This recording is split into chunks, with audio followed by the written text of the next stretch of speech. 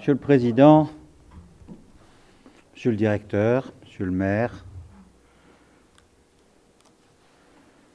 j'aurais dû dire messieurs les Présidents.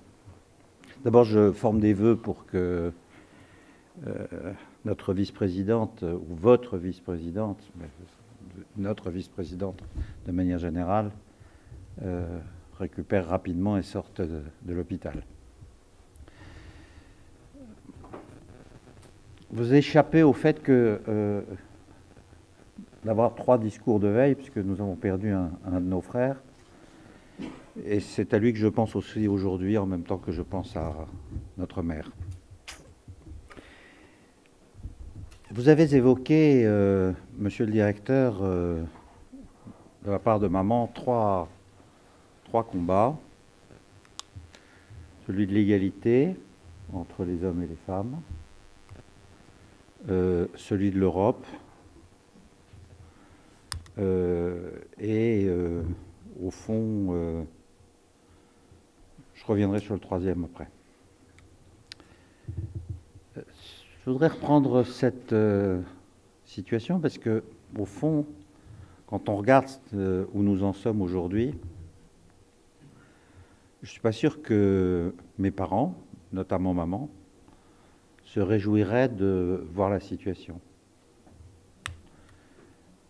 En ce qui concerne les femmes, l'égalité n'est pas acquise, pas simplement à cette tribune, mais sur le problème des salaires, sur le problème du développement, sur l'égalité de manière générale, sur la violence qui est faite aux femmes et dont on parle en ce moment beaucoup et qui reste quelque chose d'incroyablement insupportable.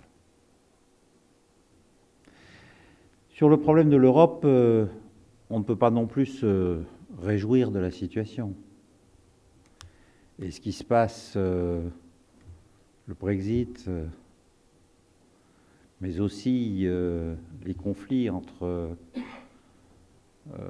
les pays, le problème de l'accueil, tandis que la situation américaine, la situation chinoise, les places que prennent ces continents face à l'Europe qui peu à peu semble se déliter, tout ça ne semble pas être un progrès qui était acquis au moment où effectivement mes parents se sont beaucoup battus pour l'Europe, peu de temps après la guerre. Je suis né en 1947. Ma sœur Pierrette Françoise, quelques années avant, mais moi en 47, et par conséquent, nous sommes de la première génération de Français qui n'auront pas connu la guerre sur le territoire national. C'est une situation exceptionnelle et dont tous les jours je me dis quelle chance j'ai eue d'avoir échappé à cette situation, et l'angoisse me gagne souvent quand je pense à mes enfants, à mes petits-enfants, et à l'évolution de la situation, et même le couple franco-allemand, qui peu à peu a l'air de se déliter d'une certaine manière, n'est pas non plus rassurant. Vous avez eu raison de dire, et c'est le troisième point, vous avez eu raison de dire que maman a été le premier président du Parlement européen élu au suffrage universel, parce que dans le cadre de l'égalité, on mélange aussi le français et le neutre. Le titre de président, c'est un titre neutre. Et où le président, c'est un titre neutre. Maman a été le premier président du Parlement européen. C'était une femme, mais elle était le premier président. Elle est passée avant les autres. Voilà, je voulais pas emporter de la tristesse aujourd'hui, mais simplement vous dire que les combats ne sont jamais finis. Ni sur l'égalité homme-femme, dont j'ai une conscience aiguë. J'ai d'ailleurs 5 filles et 4 petites filles.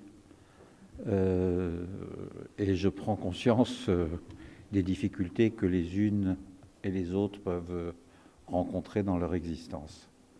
Dans un pays dans lequel l'emploi est régulièrement affecté et dans lequel les femmes ont plus de difficultés à organiser leur indépendance. Or, chacun sait, et maman l'a tellement souvent répété, que seul le travail fournit les ressources qui permettent aux femmes de bénéficier de leur indépendance par rapport au couple qu'elles forment avec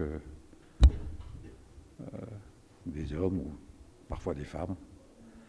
Donc c'est un sujet qui reste un sujet très important, comme l'Europe reste un sujet extrêmement important. Voilà, mon discours n'était pas très gai, c'est le moins qu'on puisse dire. Mais en ce moment, je dois dire qu'il n'y a pas beaucoup de sujets qui soient véritablement réconfortants. Je vous remercie.